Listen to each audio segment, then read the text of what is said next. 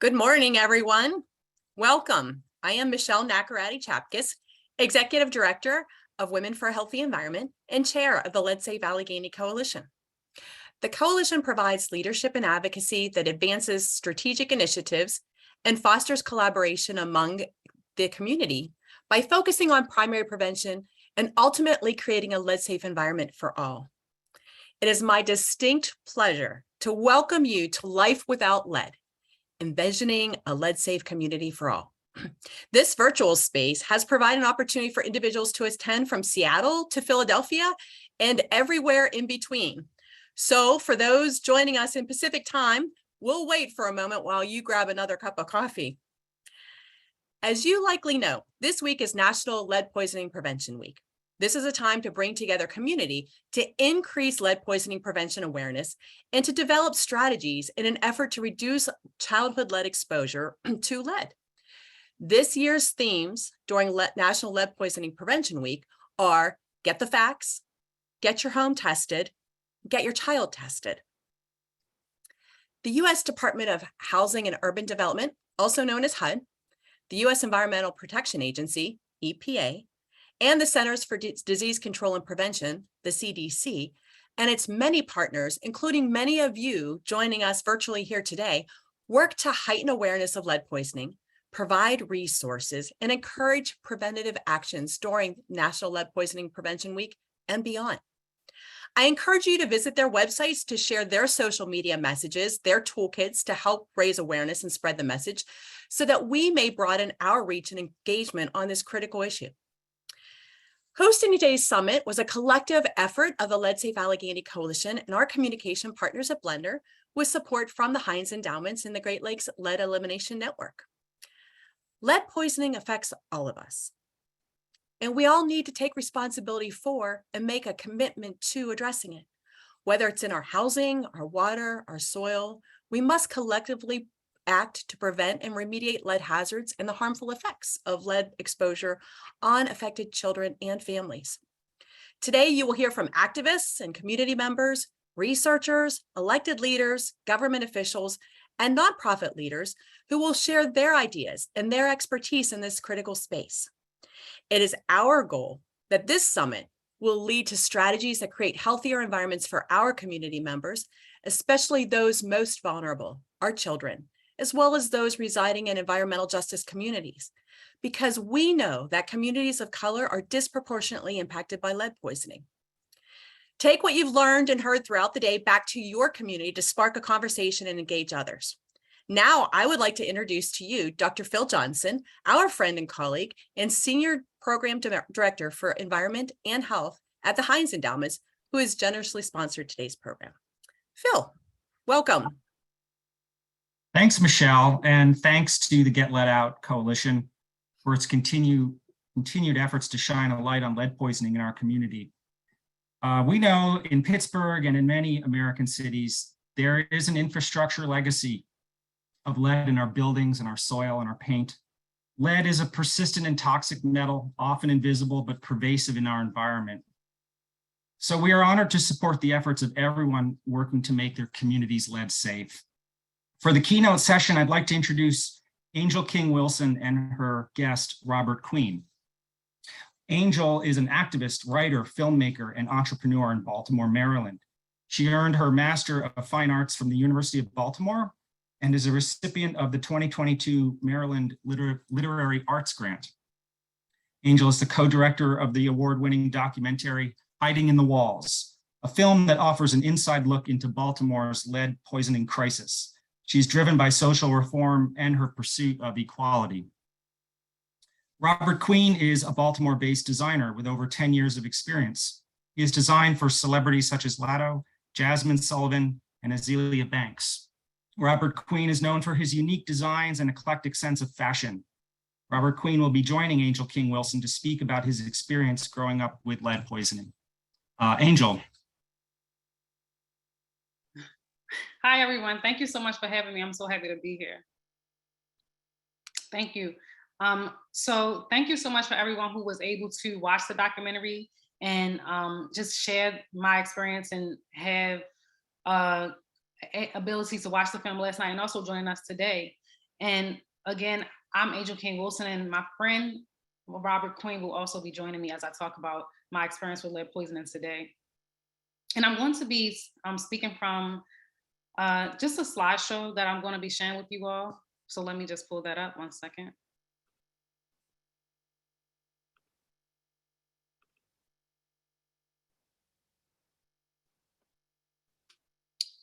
So a little bit about me. Again, my name is Angel King Wilson. I'm from Baltimore, and I am the youngest of 9 children. And even though there aren't 9 children in this picture, this speaks to how hectic my childhood was, because there's actually not a picture of all of us together. And this is the closest picture that I could find of me at a young age, and also a picture with my mother. So as I said, I am from West Baltimore, and I'm the youngest of 9 children. And the one thing about lead poisoning and being from West Baltimore is that when I was born into not only lead poisoning, I was born into poverty, I was born into a dysfunctional home, I was born into a food desert. A lot of factors that disproportionately affected me as a young Black girl from West Baltimore, and adding lead poisoning to that just made it even worse.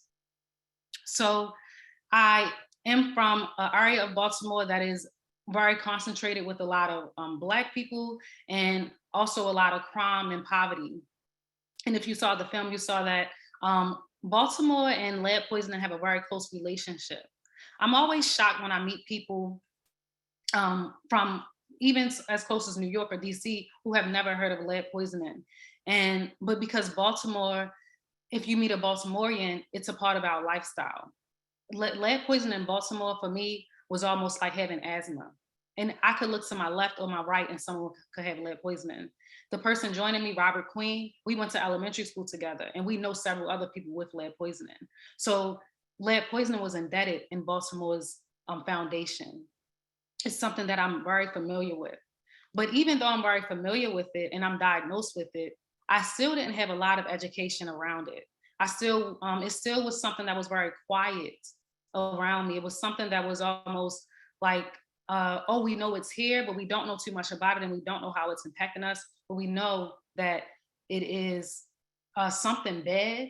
But it was like a ghost in a sense. It was like a spirit. We didn't really know what was going on with lead. We just knew it was this thing that was bad. And also, I knew that I had it because I was diagnosed at 2 years old. But it wasn't something that I talked about until I was actually 27 years old. I grew up and I grew up at 1733 McCullough Street. This is the house that I was diagnosed with lead poisoning in. And my childhood was just as normal as any other person in Baltimore. I felt like a normal kid. I felt like I wasn't really different from my friends. And the first time that I had a full blown face to face interaction with lead poisoning, that where I had to really address it, was in elementary school when the water was shut off. And this was something that Robert and I both experienced in our elementary school. We came to school one day and there were signs. It literally happened overnight. There were signs on the sinks, and also bags over the water fountains. We were no longer allowed to drink in the water anymore. And that was at least my very first experience with an outside interaction with lead poisoning, actually impacting me, seeing it impact me and the people around me. But even still, lead poisoning wasn't something that was even still talked about. It was just as if they just stopped letting us allowed us to drink water. And even still, this was still very dangerous, because I knew of people who were still going in the bathroom and drinking the water when they were thirsty, even though we had fountains and things. I mean, even though we had water dispensers. So it wasn't as if we were sat down in the auditorium, or people were telling us that, hey, you can't drink the water because of lead. I learned in a different way. But like I said, lead poisoning was very, very quiet in my childhood, very, very much not talked about. I went through school and college and everything, knowing that I had lead poisoning, and knowing that it was something that, honestly, I carried a lot of shame about it. I was very that's why I didn't speak about it until I was 27. The reason why I spoke about it when I was 27 is because I was in grad school, And our assignment was to write about something that's impacting the world and also impacting you. And the first thing that popped in my head was lead poisoning. But I went to grad school for creative writing. And if you know anything about grad school and creative writing, it's a lot of workshops. So I knew that I was going to write this paper and it was going to be workshop. So I was struggling with the idea of telling my peers that I had lead poisoning because I didn't want to be seen in a certain light. I understood what that meant. I understood how people would look at me. I understood the jokes that I heard growing up. And even at 27, I was very nervous about saying I had lead poisoning. So, but I was so nervous that I emailed my professor and asked her, can I write about this? And can you help me out? And she was really helpful, and I was able to write about this topic. And when I started to research this topic, I went down a rabbit hole of things that I didn't know, things that I didn't know about lead poisoning, things that I didn't know about a metal that was living in my bloodstream that literally so much history and facts that impacted me that I didn't know. So that's when I was driven to write my book and also continue to do my documentary so that I can reach the audience that I needed to reach, was the community impacted by lead poisoning, mainly small communities and Black people. And that's my main goal. And one of my main goals of speaking about lead poisoning and sharing my story is to give a different face of lead poisoning. Like I said, growing up, I knew about the jokes and I knew about the stigma attached to lead poison. I didn't want to be attached to that, but I felt a duty to share my story and share my experience and how I still was very successful in my life, even though I had lead poisoning. It's important for me to change the narrative, to give children hope who have lead poisoning, to give parents hope who have children with lead poisoning, because the stigma of lead poisoning can be even more detrimental than the actual diagnosis. There's a joke in Baltimore, and not, maybe some of you know about it if you're from Baltimore, if you're from a different area, but if someone calls you a lead baby, that means that they're calling you stupid. It's a running joke. I heard it all the time growing up. I even heard it in my adulthood. Somebody does something silly and it's like, she a lead baby. She do this, she do that. The joke. It's a everybody, and most people in Baltimore know that that's a joke, and it's a tie to basically calling you incompetent. So I want to just share my story and definitely have a different voice in that. And the one thing that I've noticed about lead poisoning is that it's something that is more so swept under the rug. While I was going through my first experience with talking to an adult about lead poisoning, just sharing my story, was in actually high school, where I was one-on-one with my guidance counselor. And I asked her, were there any scholarships for me to go to college because I have lead poisoning? And I just was really being very vulnerable in that moment. And she looked me in my eyes and she said no. She didn't say she was going to do some research. She didn't say that that maybe she'll check back with me again. She said no. But I knew of other people who had diagnosed with disabilities who were going to school on scholarships. So that translated in my mind that there's nothing wrong here. There's nothing wrong here, and this lead poisoning must not be impacting me. And also, the second time that I had an interaction was when I was in college, and I was working full time, and I was also in school. And I told my doctor, my primary care doctor, I said, hey, I know you don't know this, but I have lead poisoning and I'm having trouble concentrating. And she said, you in college, right? And I said, yeah. And she says, oh, you don't have to worry about that. You're fine. So that was also my doctor telling me that lead poisoning isn't a big deal. And I was digesting these narratives until I actually started my own research and realized this is a big deal. This is a big deal. And this is impacting me. And if I don't do my own research, then the adults in my life and the people around me that I know with lead poisoning will also be in the dark. So it's very important for me to, like I said, share my story and give a different narrative for lead poisoning. And also just be in a vulnerable space and say, hey, I do have lead poisoning and I do sometimes struggle with honestly, I struggle with concentration, and sometimes I do have a bad temper. but but I'm happy to share my story and give a different face to lead poisoning. I want to give right now, before I move on, I want to give Robert Queen, my friend, an opportunity to share his experience with lead poisoning and how he grew up. Go and thank you, Robert, for even joining me today. Oh, thank you for inviting me. Yes. So I was diagnosed with lead when I was definitely in elementary school. I would probably say about the second grade.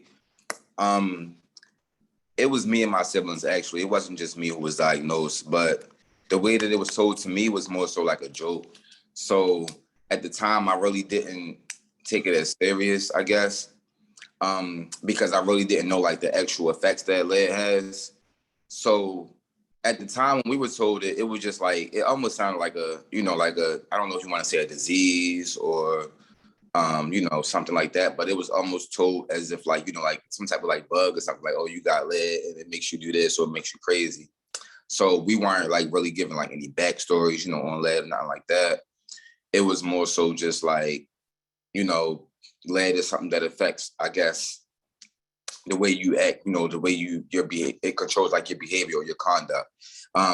We never really were like sat down and told like the true effects of lead, like how it actually really affects like your brain development, you know, like your attention span and all that type of stuff. It was probably more so just, it was so briefly discussed that you would just think like, oh, lead is something that makes me act crazy or, just triggers me. So yeah, early on, you would probably be embarrassed to say that, I got lead or, or to admit it or, just to like come out and say, yeah, I'm diagnosed with lead, because you would be looked at like the retarded kid or, the crazy kid or whatever. So it definitely took us some time, like, growing up, where I would meet other people, who would have lead too. And they may not, show these same effects, that they were, putting out there that, oh, you got to be crazy or you got to, you're not smart. I met other people with lead, that were in advanced academics, and some people who did have like, temper problems or, conduct problems. But I would say that like later on in life, when I did my own research too, I realized, what it actually came from. And I also realized that I shouldn't really be ashamed about it, because it's something that I really couldn't prevent because of, how I contracted it. Especially being as though there were many ways, for it to be preventative for like me and my peers, to not contract it or others to contract it after, it was put out there that, this is how lead is, put into these kids' systems. They didn't really do much to like prevent that. So I didn't really feel guilty, like it was my fault, like that I was diagnosed or that I contracted this disease. So I began to accept it.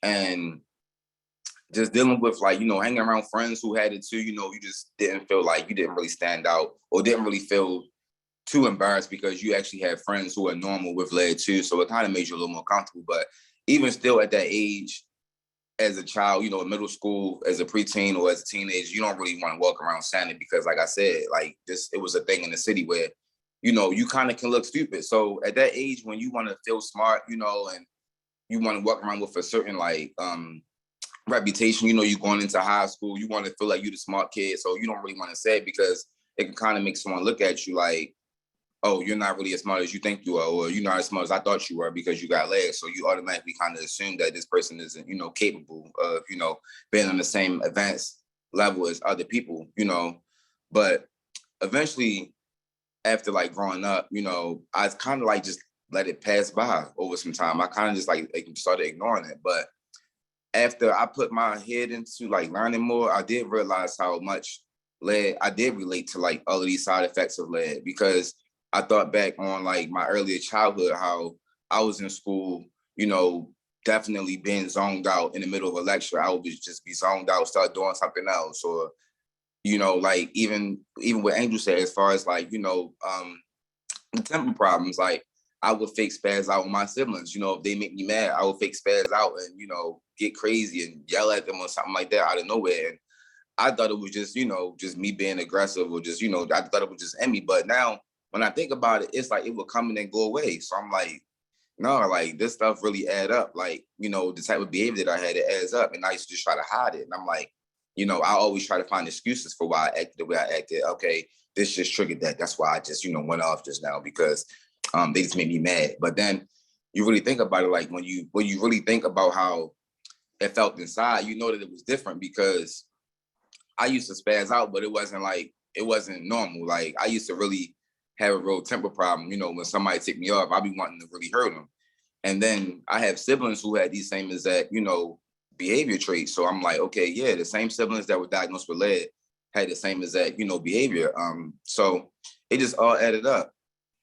So like, just thinking back though, it just really makes me feel like, it really makes me understand like why I had these struggles in school, why I felt like I wasn't as, I wasn't able to accomplish certain things, or why college was as hard as it was. Because even going into college, I graduated high school early, actually at 16. So going into college, I thought that it was just like, a little harder because it was a different level of learning. But even in high school, I felt like class was like extra hard, but I just would, try my hardest. I'm just like, okay, maybe it's just this hard. But then for some people, they learn way easier. So I'm like, I don't know, maybe it's just me. Maybe I'm not paying attention. Maybe I'm just learning slow. But everything just adds up so much when you think back on to like how just learning certain things, like I would just be like, I wouldn't comprehend things as soon or as fast. And just so many different ways how this affects like your learning capability and just like your overall behavior. But I would like to just say that I'm happy that I got over that phase, because I would be embarrassed to mention or say that I have lead, to anyone. I wouldn't even want to come out and tell somebody that I got lead. For a long time, I wouldn't even do nothing like this. I wouldn't even speak on it because it just was like embarrassing. Like, because I literally had friends and siblings who had lead. Their level was probably like a little bit higher because they probably had, a stronger case than I did, I would say. But I really wouldn't even say that because we could just be dealing with it differently. Our levels could be the same. We just take it differently. Because of course we are different people. So it's just like, yeah, just seeing that though, seeing how some people can react from lead, you just kind of be embarrassed and say like, oh, I got lead too. Because when I really think back, I had friends who were placed in like, lower academic classes, and it would be embarrassing. So like, and then you would know, it would be rumors out there, oh, that person got lead. And then you see them in a class that they're like learning, things that you've been learning, in 3-4 years ago, which are the same age. So, it's like kind of embarrassing. And you kind of be happy that you like, that you skip that, the idea of being put in these classes where people weren't learning what you were learning. So you kind of be like, oh, I'm glad I ended up in that class because I got laid too, So just so happened their levels were probably just way higher than yours. Like, it's just crazy thinking back of how like my friends, and they took medications for this disability. Like they took medications, and it was kind of embarrassing to hear their parents, I would be around in their household and hear their parents saying, hey, come take your Ritalin. It's time to take your Ritalin, because that's all they would give you back then. I think that was like the only medication they would give you back then for lead was Ritalin. But that ain't really control them kids, because you give your daughter or your son Ritalin, an hour later, they back, attention somewhere else again. You know what I'm saying? So that's just something they just came up with to be like, oh, yeah, let's make this medication and give these kids because, this is what we're going to do about it. But they ain't really nothing serious about it. They still had, the same things going on in the school system and in these houses, same plumbing, lead all through the pipes, still drinking the same water, paint, on the walls, still infested with lead. Ain't never really, thorough, remodeling or the renovation to these houses that had, just lead all up and down these walls and everything. So it was just crazy how they try to like just, push it to the side. Like, and even to this day, they don't even shine light on it. Like, you got so many kids right now who are affected by lead that don't even know they had lead or got lead.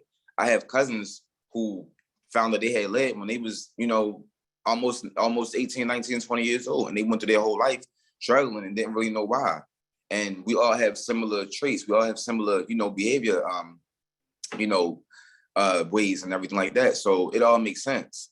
It all just makes sense. And it's just unfortunate that they try to like, push this under the rug, and you got people who really probably couldn't live their best lives because of this. But you got some people who don't even know that they got it. So I guess it makes them, just they just go even harder because they don't know what's going on with their selves. They just think, oh, I'm just I just learn a little bit slower. But you got some people who are out here like, me and Angel, who really just thriving. Like, we didn't let it affect us. We didn't let it, keep us in a hole where we just like, oh, we got led. That's it for us, y'all. You know what I'm saying? It's just to the streets we go, and you got some people who know that they got led, and it really affects them mentally, knowing that, like, I ain't gonna be nothing. I ain't gonna be nothing, this is what I'm dealing with, and they really do be really issues that really can hold them back. But it's just like when you got it and you know how it's talked about and what effect is going on you or what's putting on you, it kind of like, it's discouraging for some people, so everyone don't keep that motivation, or like, they don't really keep that drive to like, go far in life, because they just feel like, okay, I have so many peers who is held back, so they feel like one of them. Absolutely. Thank you so much, Robert, for sharing that. Like, thank you so much for your vulnerability. And even when Robert said about how, we could have let it hold us back, it still impacts me. I was on a panel with a few lead poisoning experts, as they call them. And one of the men said, oh my goodness, Angel, can you imagine what you could have done if you didn't have lead poisoning? And I was floored. Because at that time, so I have my master's degree. I just recently, was a college professor. I'm a school counselor. I also have my own business. So I wrote a book, but this man was telling me, when he was looking me in my face and saying that, it was really discouraging, because it made me feel like, wow, like I worked so hard, and still I still get this dark stamp on me of, well, you could have done even more if you did not have this diagnosis. And even still, it can be discouraging. Even if you reached a certain level in life, someone can still look at you and say, well, man, that lead didn't affect you, but you probably could have been an astronaut, you know what I mean, or something like that. It still can be discouraging, even though you can try so hard to work against the stigma and work against what lead poisoning is. It can still be really hard. And even the same man who was on the panel, he was a lawyer. He had been working with lead poisoning cases for over 10 years. And he told me that some of his clients would get so discouraged in this lead poisoning diagnosis that they would commit suicide. He knew young Black children who had committed suicide in the midst of all of this, in the midst of their cases, because they were so discouraged. They felt like, I'm not going to be able to succeed in life. So like I said, the stigma of lead poisoning can be just as detrimental as the diagnosis. It can, especially when you're from Baltimore, and it comes with just this very, very dark stamp of who you are and what your abilities are. I wanna talk about, just very briefly, some CTAs that or call to actions that I want to share with you all. I'm going to share my screen again, and then we can open it up for questions.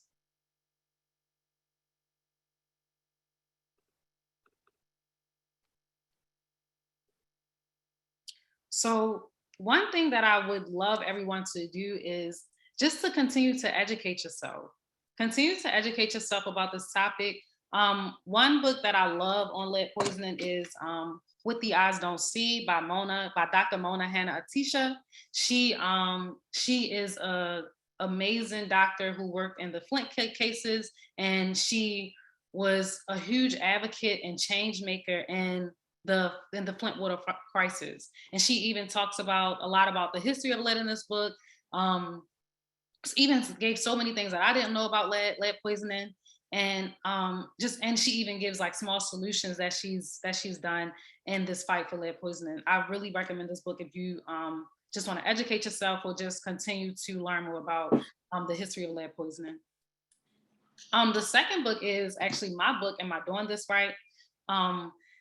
And this book is mainly memoir. It's a collection of short stories, but it's about the history of Baltimore. And I also talk about my own experience with lead poisoning, and just my experience growing up as a young Black girl in Baltimore in these dysfunctional homes and dilapidated housing and things like that, being the youngest of 9 children. So usually this book speaks a lot about the environmental racism in Baltimore. So if you want to have a personal experience about lead poisoning, you can also order my book, Am I Doing This Right? And the last book is Brush with Death by Christian Warren. And this is actually a history of the United States history, a collection of the history of lead paint poisoning, and also a great educational book. So I definitely suggest that you all grab these books. And there's several books on lead poisoning. But honestly, for some reason, like I said, it's not a topic that you're going to find like covered a lot. So these are a few books that definitely cover this topic really well that you can find on Amazon.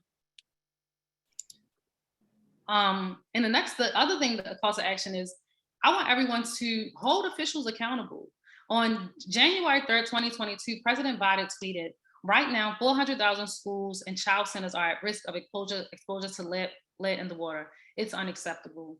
We're replacing 100% of the nation's lead pipes so that every child in America can turn on the faucet and drink clean water. So President Biden tweeted this, and we as the people of America have to hold this accountable. And also I'm happy when I see him tweet this, I'm happy that this isn't a topic that is getting overlooked. Someone's talking about it, you know what I mean? So I'm really happy to know that because when you tell a child that they can't drink water in their schools, that they're not good enough for clean water, you're unconsciously telling them they're not good enough for a lot of things. Water is a basic need. Children should not be unable to drink from the fountains in their schools. They should not be told that they cannot use their water in certain ways. If you tell a child that in kindergarten, they don't even understand it. I used to teach in elementary school, and little children would still run up to the fountain and try to drink from it. So it's very dangerous when you're telling children they're not good enough for water. The other thing that I want you all to do is watch what you say. Watch what you say. I've been in this fight for a little while, and a few years ago, I published an article in the Baltimore Sun, that is a local Baltimore newspaper. And after I published this article on my experience with lead poisoning, I received this email, and I just want to read it to you all. And I scratched out his name, but the email says, "You are full of shit. I grew up in Baltimore City back in the 60s, North Luzerne Avenue, great area to be a kid. It's a rundown shithole of a crime now. The house had lead paint. I also attended public school, was taught the same as everyone else. How is it I don't have lead paint related issues? Why is the lead paint problem only surfaced when Black people moved into the homes white people grew up in and turned out to be fine? I know the reason. ... Let's hear your explanation. I won't hold my breath waiting for an answer from you." And I'm so glad that this man didn't hold his breath waiting for an answer, because I didn't respond. But the first thing that I'll say is that this man is clearly showing signs of lead poisoning with all this aggression. That's number one. And number two, when I am in these type of conversations and I speak and I put myself in this vulnerable space, I always kind of get a comment like, well, you're fine, so why is everyone else acting like this? Or I may get a comment like, this isn't even still a big deal. Like, I grew up in the same area and I'm fine, So, but you have to watch yourself when you say things like that. Watch, you got to understand that nobody says, hey, I have cancer and you have cancer, but I'm losing my hair and you're losing this, so you don't really have cancer. Nobody does that. You have to be careful how you talk, because it's also a very sensitive topic. People think that I am just putting myself out there and I'm fine and I'm successful, so I don't have feelings. But all the time, I have to hold back my tongue. I have to digest the way people feel about me being full of shit, because I'm sharing my experience. So just be careful and watch what you say. And I'm not, and any type of, just be more sensitive, like any other disease, any other diagnosis.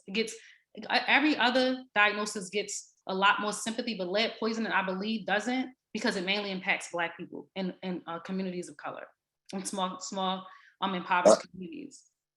So we have to be careful how we talk to people with lead poisoning, how we are judging people with lead poisoning and judging people who are simply sharing their stories. This was in 2019. I could have closed my laptop and closed my mouth and said, hey, I'm not saying anything else about this. But I didn't, and like I said, this isn't just this, I'm just sharing this one email. I usually get these type of questions all the time, like, why are you fine? But understand that just because it impacts me this way doesn't mean that there are higher levels. There are several different diagnoses, and there are still children being impacted today. So let's continue the conversation and awareness. Angel, thank you. Robert, I think you were wanting to say something as well. Oh, no, I was actually listening to I was actually agreeing to what she was just saying, how, yeah, you have to be sensitive, because if you're just like, pushing this aside, like, you're saying like, oh, well, look at you, you're fine. But who's to say, that, like, for me, for instance, when I was in school, and not even just in school, outside of school, I felt like I had so many challenges, but I ignored them. I ignored them because I still knew that, I was capable of, just doing more and just doing good. And I pushed myself hard. I didn't just let it, weigh me down. I didn't just accept it like, oh, well, I got laid, I'm not going to try.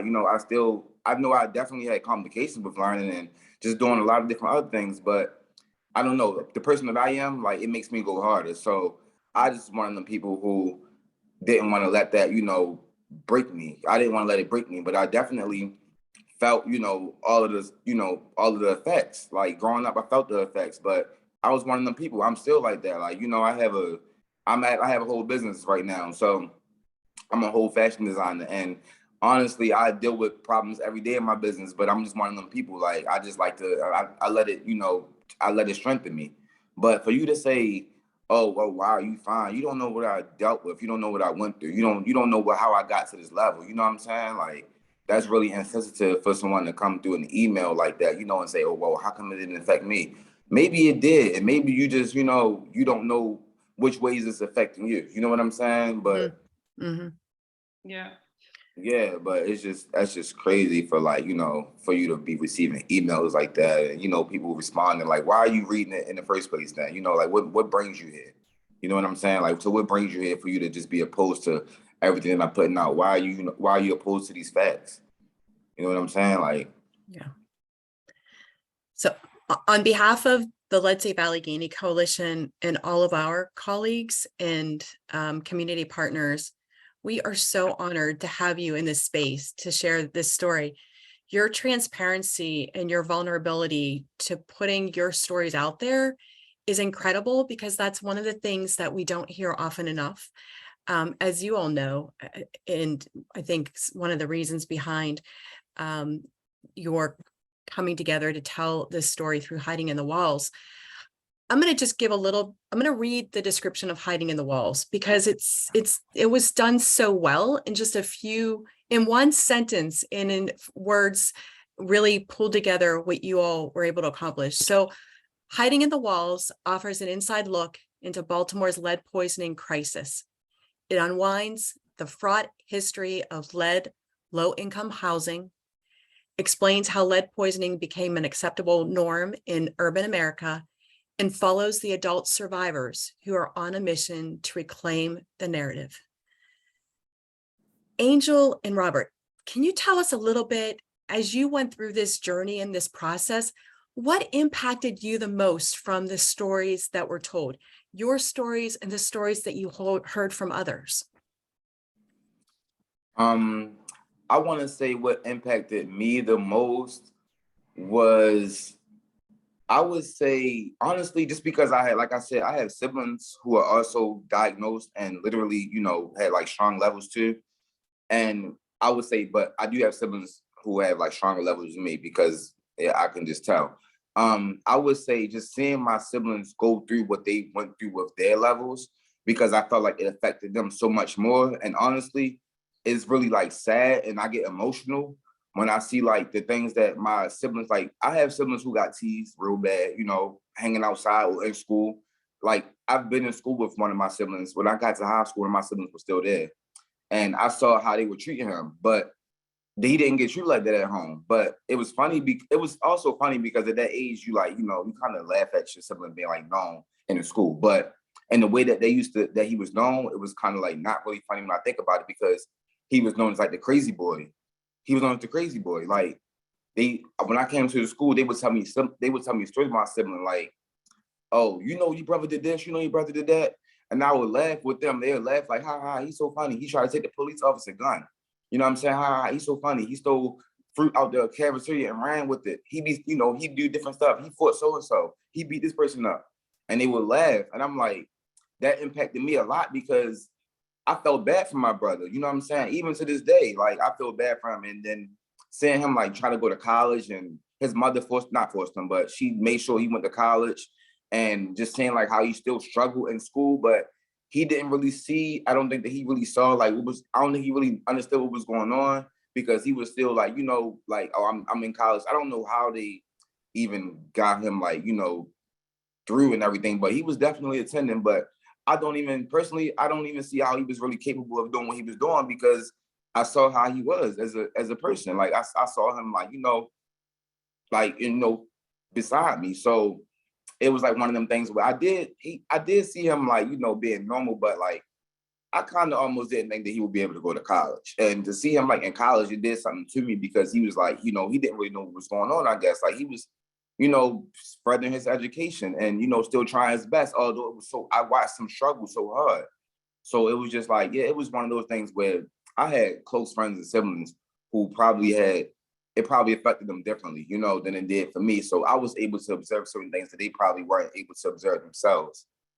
And then also just, knowing that I had this growing up, just looking back, like me just not being so aware, like at an early age, I really didn't know like the full effects. Like I was told like just like a brief, description or like, definition of like, what I had. But when I really dig into it, I'm like, wow, all of this stuff really makes sense. Like I remember me like, taking different classes, that I wanted to be interested in, because this might not work out for me. And I, wanted to do this, but I really love math, but it started to get so hard for me. And I'm like, dang, I really like math, but it's definitely a struggle for me.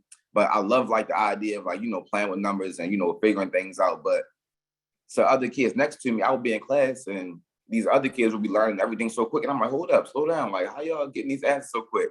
You know what I'm saying? But like, I would go home, like, I'm just going to study some more, because ain't no way these kids learning faster than me. But I would just hide it. I would always, if I ain't know something, I would just be sometimes too embarrassed. I'm like, I ain't want to say, I ain't going to ask a question because there's something that everybody else know and I just don't know it. I don't want to, be the oddball that's not learning as quick as everyone else. But it's just crazy how I wish that at an earlier age, it was really, it was really given more attention, so I could really like, have the help that I needed, or just I could have understood it at an earlier age what was going on, because I would have been able to, probably do more. To be honest, I probably would have been able to do more if I had the necessary attention, or if I, just didn't have it at all.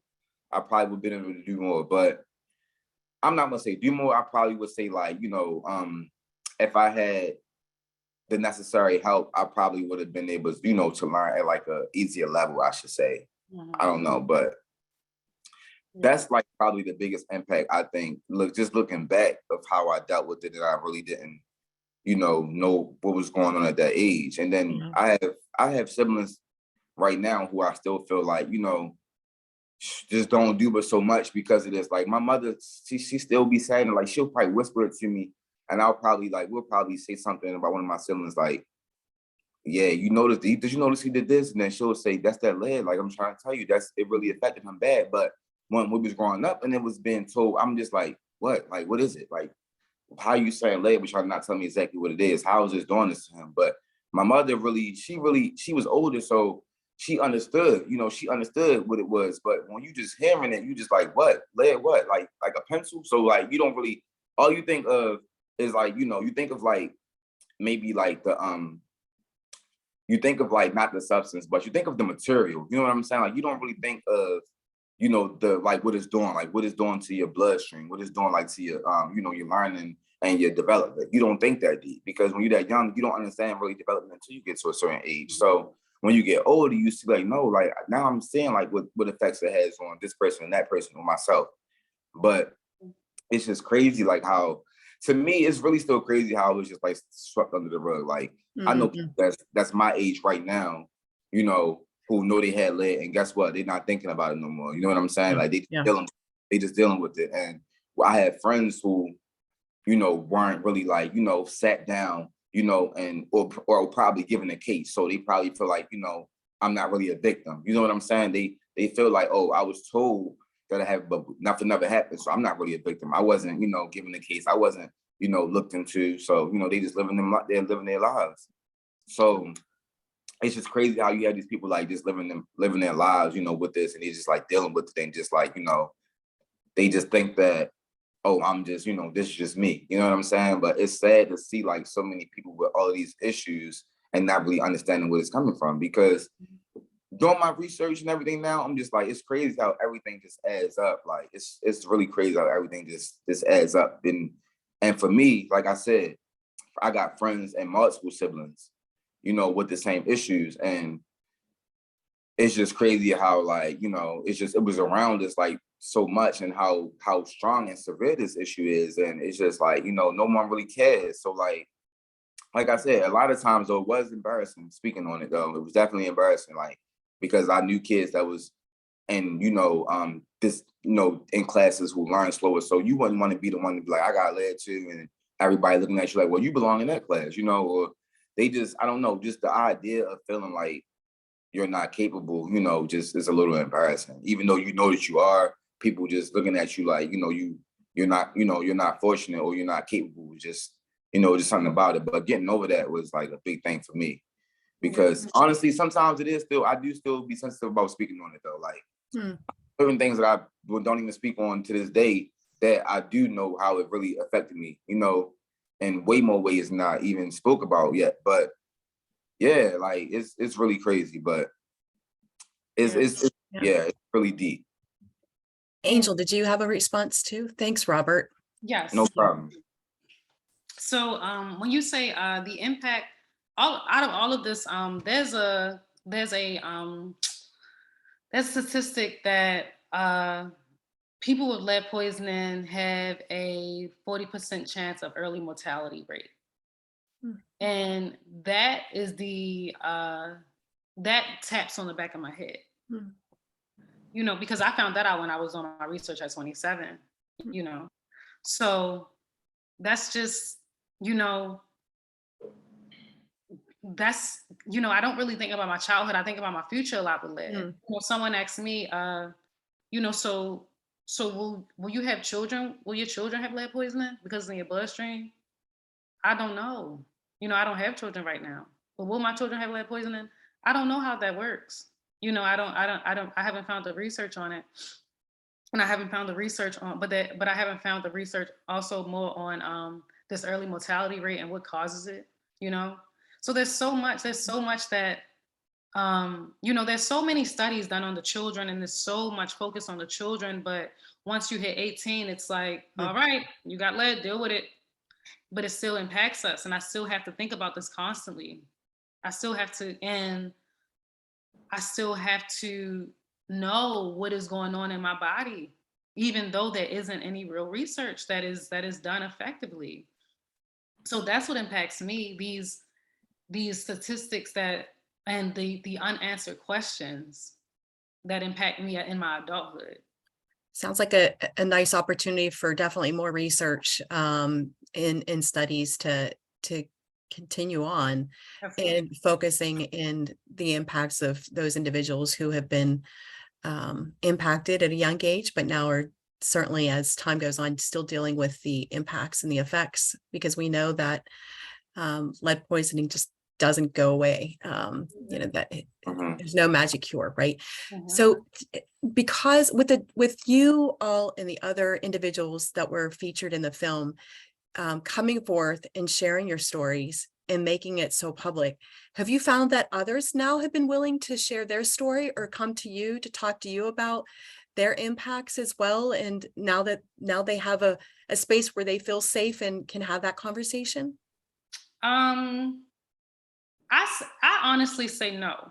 Okay. Because the reason why I say no is because the people in the film, like I said, Robert is literally my friend, you know, like, and so is Shay Nicole. We all know each other, and I also know Danielle. These people did the film mainly because I knew them. There were other people that I wanted to be in the film that were like, no, I'm not being in the film saying I have lead poisoning. You know what I mean? So Robert kind of did me a favor. Yeah, You know? I'm not even gonna hold you. Yeah, I was definitely still like, even when I was doing it, I was just nervous. But then it was just like, I don't know, it was just fun to participate, to be honest with you, to be honest too. Like Yeah. it was Yes, I knew that the people who are in the film, they're my friends. I can call them right now, all of them. And so when I still talk to people today, they may have a one-on-one conversation with me if I say I have lead poisoning, but they're not going to ever like be on a public platform saying I have lead poisoning. The stigma is too heavy. The stigma is too it's too daunting to come out loud and to come out and say it. So I can say this though, like when I've mentioned the film to a few people too who haven't been able to see it yet.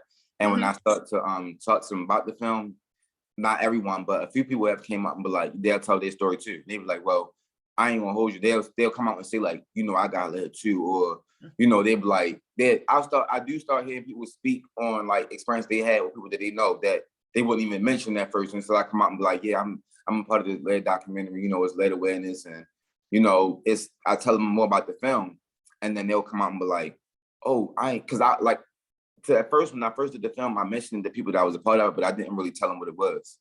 So now when I mention it to people, they be like, oh, that's the documentary that it was, because you didn't ever see what it was. You just told me that it was a film. You know what I'm saying? So then they'll come out and be like, oh, that's what it was. And then they don't, I don't know if they will say a different way. It's like, oh, I'm glad that you're able to talk about it now. Like, oh, you grew some heart to come out and say what it is now, because they'll think back to when I mentioned it to them. But I'm just like, well, I'm just a part of this documentary. You know what I'm saying? And then they'll be like, oh, that's what it was. And then like today, when I told my friend Sean that I was joining the meeting, and he was like, oh, that's what film it is. And he started telling me his story. And I'm like, it's crazy because he didn't bring it up to me ever. You know what I'm saying? Oh, wow, really? Until I told him what was going on. And then he was like, you know, telling me his story too. And I'm like, and we were just, you know, talking about it, whatnot. And then, you know, I had to get ready to sign on. But yeah, it was just crazy it's how, interesting. and we work partners, and he hasn't even, you know, spoke about that ever. And then I mentioned it today, and he was like, started telling me his story. And I'm like, wow, like it's crazy. Wow. Have either of you tested your blood levels since your diagnosis, your early diagnosis? No, honestly, I don't even have access to those records. Okay.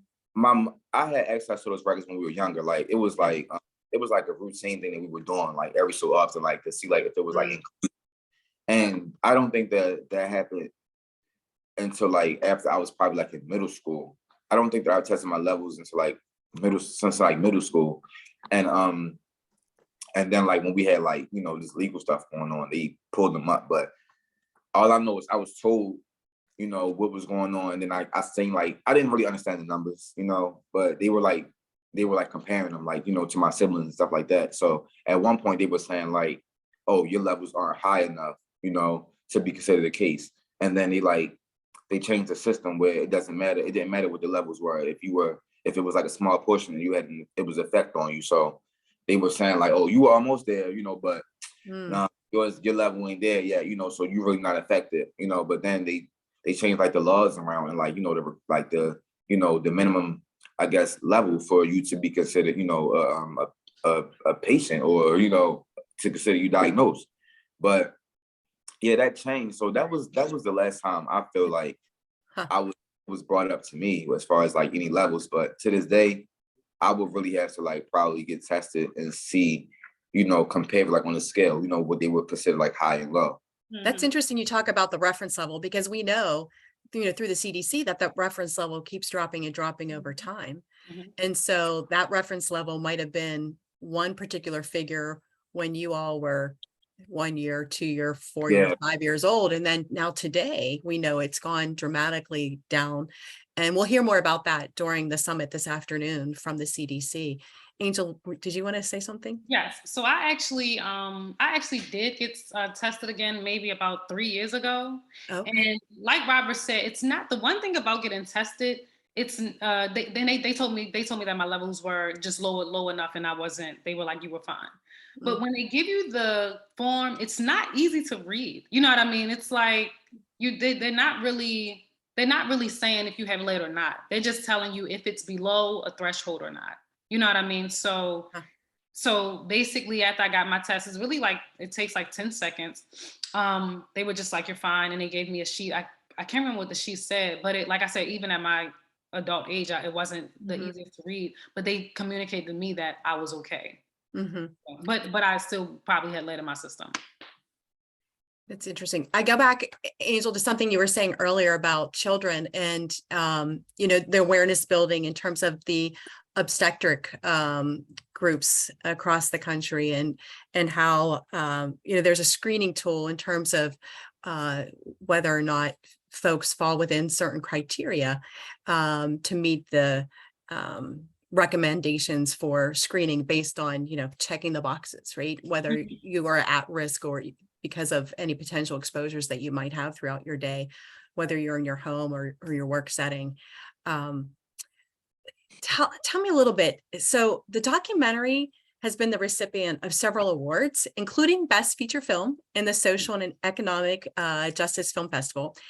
And it's been selected for viewing in a host of film festivals. What do you attribute to this success and the interest there? I think that number one, it's a topic that people aren't talking about, but it's still very prevalent in America. And a documentary covers so much history that people don't know about lead poisoning. But also, I think that pulling the story from people who are actually diagnosed makes a huge difference, because we can, in several documentaries, we can talk about what science says. We can talk about what the history of lead poisoning is, but you're not really getting a story until you go to those communities and talk to those people, because those are the people who actually deal with it. Those are the people who in a lot of spaces that I work in around lead poisoning, there's a lot of people who don't actually, they know a lot of science about it, but they don't really know what the people in the communities are saying, you know what I mean, about actually living with lead poisoning. And the documentary goes into those communities and talks to those people who are actually diagnosed and gets that very kind of sometimes mind-blowing perspective. And I think that attributes to why the film is so successful, because we're not getting a lens from science. It's a lens directly from the people who are diagnosed and the people who are living with this. So let's then, what we do know is that lead poisoning is 100% preventable. We can fix this and we know what the solutions are, right? So with that said, Robert and Angel, have you been approached by any elected leaders, any officials, local, state, federal, since the release of the documentary in terms of making a commitment to take action? No, But I'll say this, I won't blame the officials. The film has only been out, I don't even think it's been a full year. And even though it's been very successful, but it hasn't even been out a full year. And but no, I haven't been approached by anyone about solutions or even like boards I could sit on, you know what I mean, to help, solutions or something like that. No, but I'm hoping that it does come about, you know what I mean, because I'm still very much in the very beginning, the genesis of this work. So I'm hoping that that does happen. So one of the comments, I think it was from the professor that was featured, talked about declaring a state of emergency. Yes. Anything, did that spur any conversation from anybody locally, or, oh, that's an interesting route to take to be able to maybe secure additional funds to addressing this at the city level? Did that prompt any kind of, we need to do something more or explore that a little bit in more detail? No, and that's a good question, because actually Dr. Lawrence Brown, he's been doing this work, the professor you're talking about, Dr. Lawrence Brown, he's been doing this work for years. And no, he's a huge advocate, but the funding just doesn't go to lead poisoning. It goes to the police department. It goes to I don't know, housing, but maybe, or new buildings, not actual, like, the dilapidated house in Baltimore, but new buildings. But he's been in this fight for years, and no one has done the work that needs to be done to declare a state of emergency in Baltimore. And as we talked about, Michelle, Baltimore has higher lead levels than Flint. So it's still, for some reason, it's still this thing that's being swept under the rug. Even though these are the facts. And I'll say this: I believe that the reason why it's being swept under the rug because it's so hard to point a finger and say whose fault is this. Yeah. You know what I mean? I think Right. that's why it's so hard to do that. Within Flint, it was easily the water was switched. We know who this problem is. You know what I mean? We can solve this problem by doing this. In Baltimore, it's hard to point a finger and say whose fault it is. So no, everyone turns a blind eye. Also, I would like to add that Mm-hmm. after that tweet that Biden made, I remember that tweet. I thought that that would bring a lot of awareness, to be honest, because I thought that you would have people like myself who saw the tweet and was like, oh yes, the president talking about it. You know what I'm saying? Like, now is the chance for me to like speak on it because people will listen because they'll see that it's a matter to him as well. But I didn't see people, I didn't see not one blog from Baltimore retweet that. You know what I'm saying? Well, out of all the news that they tweet and post and share, I didn't see not one of those big pages say, hey, you guys, look, the president is speaking on this big issue that's going on in Baltimore that all of our kids, we're dealing with.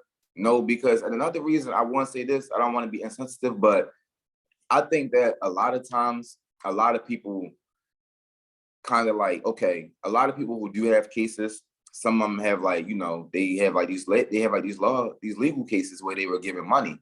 So a lot of people feel like that's like, that's their way of like their hush money. So they like, I don't really got to speak on it. They gave me a couple of dollars. You know what I'm saying? I'm good. But they'll continue living their lives. Like, and then, they'll take their little coin and then they'll just continue living their lives. Like, yeah, but they did pay me. So, you know what I'm saying? I can't really say nothing. They gave me some money. You know what I'm saying? So I feel like a lot of people kind of like, people who they know that they have higher levels, they do try to like shut them up with that money. And then like, I just feel like they take that and it's like a payoff. So they kind of like, well, what I look like, being upset when they gave me, $50,000. You know what I'm saying? They gave me and my sister, they made us share $100,000. So I guess, you know what I'm saying? That's good enough for me because they never seen that type of money before. You know what I'm saying? So they're not going to really, argue too much. It's almost like hush money. You know what I'm saying? It's like, hey, I'm gonna slide you this. You know what I'm saying? This is what you get for having lead. So it's not going to really be a big thing to some people. But then you have some people who be like, oh, I lost out on that money. You know what I'm saying? Yeah. I'm going to speak on it. So I feel like they the ones who, you know what I'm saying, be like, oh, I ain't get nothing. I ain't get no money. Nobody ain't come give me no help with my disability, nothing like that. I'm saying something because I wasn't given a thing. You know what I'm saying? And you got some people who are giving money like, what? I couldn't do nothing with that money. I'm still dealing with these issues. You know what I'm saying? I still had a rough childhood. Me and my siblings, fought all the time. We were, some people then got locked up for their behavior, different things. Some people's lives are gone, for different things that he went through with this, with this disease. So I just feel like it should definitely be like talked about more. And I'm not understanding why it's so many things being discussed and brought to the light, but I don't know. They still sweep it under the rug, and then they not doing nothing about it. They not really doing nothing about it. Like even to this day, these same schools I attended got the same pipelines and everything. You know what I'm saying? So these kids are still washing their hands in the bathroom.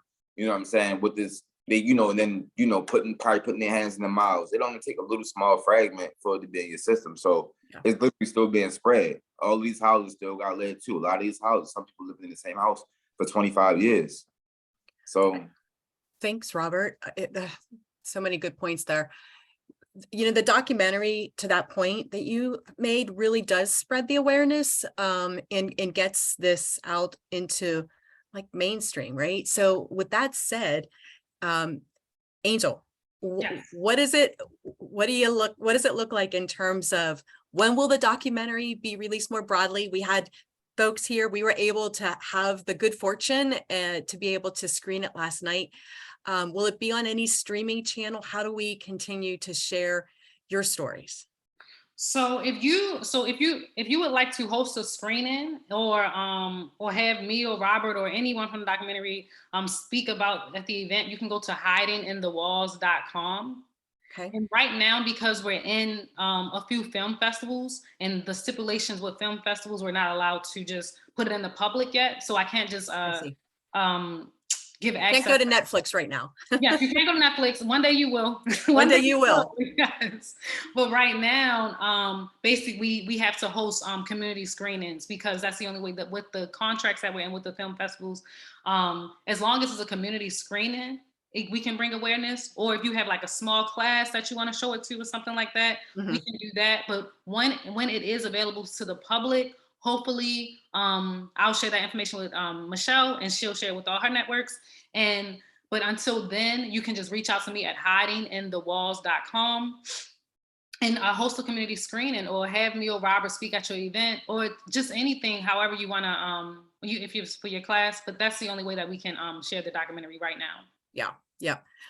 So there are a bunch of questions in the Q&A, and we're running out of time. We only have about 2 more minutes. So I'll pull one, and then we'll have some final remarks. So let's see. The one I think we've,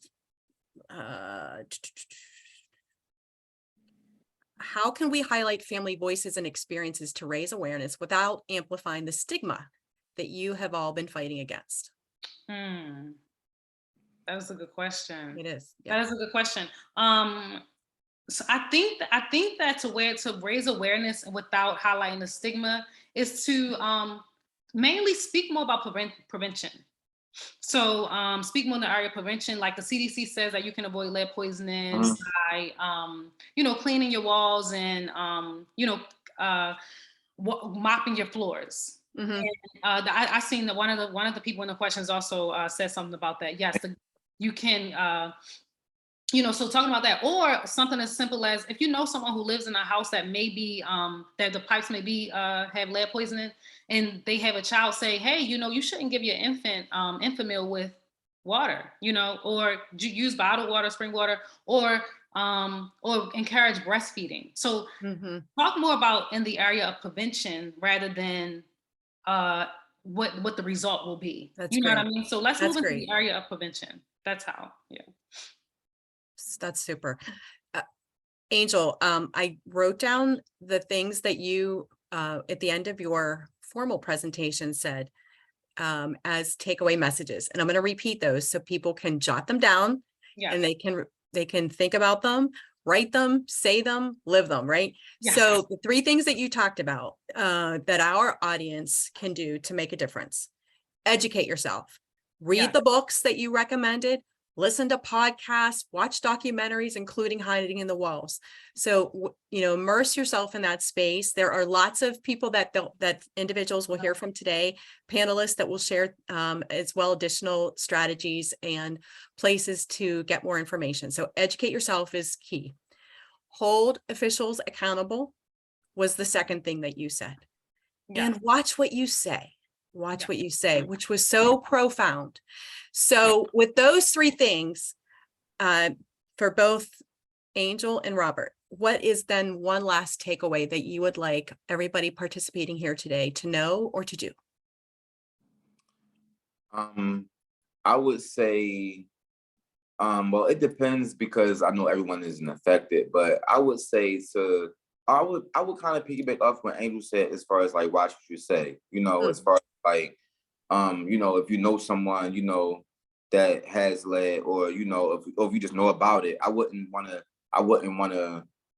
say, like, not to be biased to like one side, like not to like kind of like doubt, how serious the issue is, and then as well, like, try to bring awareness, like, like, have some sensitivity to people who have it, and has dealt with it, because it definitely affected a lot of people's lives, even though it may not affect everyone the same.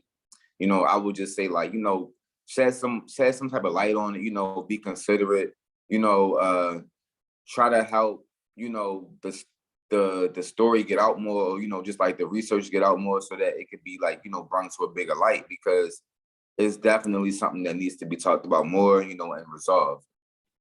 Yeah. And I would just piggyback exactly what Robert said. Mainly, I think that the most that we can do is continue to spread awareness. Like, me coming out and saying I had lead poisoning and just writing about it and doing a documentary has helped so many people and just educating them about how it's impacting them. You know what I mean? Like I said, even though I've known Robert since 4th grade, and we didn't start having a conversation about both of us having lead poisoning until I started the documentary. Oh, wow. Really? That goes decades, right? Yeah, decades of never talking about it. Both of us never knowing that we both had lead poisoning. So basically, if you know anything about lead poisoning, just start the conversation, because it's that awareness is so important, and also that vulnerability is so important. You know what I mean? To say, hey, I have lead, and it's like, oh my goodness, I have lead too. You know what I mean? What are you dealing with? What am I dealing with? And how can we just start this conversation so that it spreads like wildfire, and people understand that this is still an issue. You know what I mean? There are adults living and coping with having lead poisoning. Yeah, it is 2022, right? And we are still talking about this critical issue. Robert, go. Yeah, and then I was gonna say, like, I don't want people to feel like, they gotta treat people with lead like a baby, or like, be like, oh, no, oh, you poor baby. No, I just wanted to be like authentic. I think people should just, have authentic, facts, be real about it. You know what I'm saying? Just like if any way you can probably discuss it, I would just want it to be like authentic. I'm not saying everyone has to be like, completely sensitive, but it's just more so just like, if you know the facts, you know what I'm saying? If you put the facts out there, I think more people would understand how severe it is, and they will see like how it was like overlooked, and how it wasn't even, really, it was no action to try to prevent this. Like, really, I mean, of course, they strapped up them, they went, it's because it was spread so much to the kids through schools mostly, I would say, and then at the homes, of course. But with the schools, all they did was, they came in one day, like Andrew said, just put tape over our water fountains and put signs, "Do not drink." But guess what? We was walking through them hallways. If we couldn't make it to the office in time to get to that dispensary, we was pulling that tape back and pressing that button and drinking it, because we didn't know what was going on. We just like, they said, don't drink it. If you press the button, that water coming out, we gonna slurp the water out. So they didn't really do much. You know what I'm saying? They should have probably shut the schools down, maybe, like how they did with our pandemic. They shut the schools down so kids could come to school. They should have did that, and did some renovations, sent out some disaster money or something like that. And hey, we gotta change these school pipes. These kids, contracting lead. It's getting crazy. This is affecting their learning capabilities and their behavior, and just it's affecting them for life.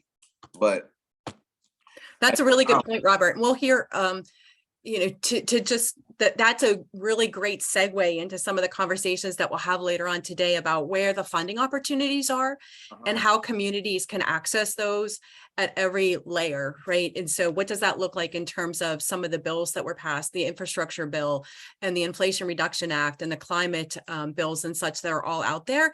How do we really capture that funding that is so critically needed to fix our houses, to fix our schools, to fix our early learning centers, to making certain that they're lead safe? And that none of us will stop, right, until we are assured that the exposure no longer exists.